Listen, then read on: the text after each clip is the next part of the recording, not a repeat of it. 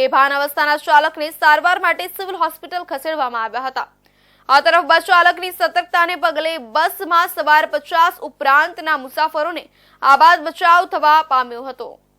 ગોધરા શહેરમાં એક મોટી એસટી બસ દુર્ઘટના ટળી છે। રાજસ્થાન એસટી નિગમની બસ બાંસવાડાથી વડોદરા જઈ રહેલા ચાલક દિનેશભાઈ ડામોરને ચાલુ બસે અચાનક છાતીમાં દુખાવો પડતા બેભાન થયા હતા અને રોડ પર ફસડાઈ પડ્યા હતા।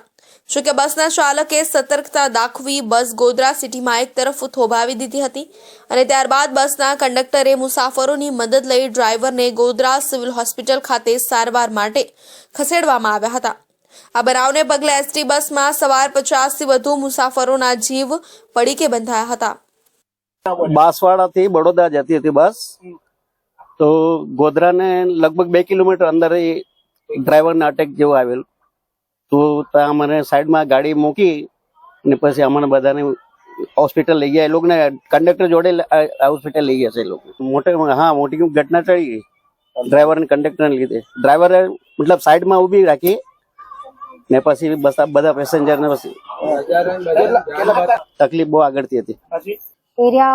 બસ ચલાવતા હતા તો ત્યાંથી અમને અચાનક છાતીમાં દુખાવો થયો હતો, તો અમને બીજી કોઈ હોસ્પિટલમાં લઈ ગયા હતા, પણ ત્યાં ડોક્ટર હતા નહીં, તો અમને તરત અહીંયા લઈને આવ્યા હતા। એમની એ બોલતા નથી હમણાં તો, અને એમનું બીપી ને શુગર ને એવું બધું તો બરાબર છે, અને શુગર ઓછું હતું તો ઇન્જેક્શન આપ્યું હતું એના એ તો બરાબર આવી ગયું છે હવે, અને ફ્લુઇડ ચાલુ કર્યું છે બીજું, પણ એમની કોઈ મુવમેન્ટ નથી હાથ પગની એની, અને બોલતા નથી, ખાલી આઈ મુવમેન્ટ આવે છે, તો એના માટે એક MRI બ્રેન કરાવવો પડશે અમને।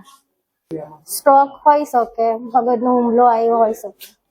બનાવ એવો બન્યો હતો કે રાજસ્થાન વાસવાડાથી બસ જઈ રહી હતી બરોડા, ડ્રાઈવરને કંઈક છાતીમાં દુખતું હતું, એટલે ડ્રાઈવર અહીં ગોધરા આવીને બસ ઊભી કરાવી આપણે, અને ત્યારબાદ એ લોકોને 108 મારફતે સિવિલમાં ગોધરા સિવિલ ખાતે સારવાર માટે મોકલેલ છે। અને જે આ મુસાફર અંદર જે બેઠેલા એ લોકોને આપણે અલગથી આપણે ગોધરા ડેપો તરફથી એક બસની અલગ વ્યવસ્થા કરીને એ લોકોને ગોધરાથી બરોડા જવા માટે રવાના કરેલ છે। સિવિલ હોસ્પિટલના ફરજ પરના તબીબે એસટી બસના ચાલક દિનેશભાઈ ડામોરને બ્રેઇન સ્ટ્રોક આવ્યો હોવાની આશંકા વ્યક્ત કરી હતી। આ તરફ બનાવને પગલે અટવાઈ પડેલા 50થી વધુ મુસાફરોને વડોદરા પહોંચાડવા માટે ગોધરા એસટી વિભાગ દ્વારા વધારાની એક્સ્ટ્રા બસની વ્યવસ્થા કરવામાં આવી હતી।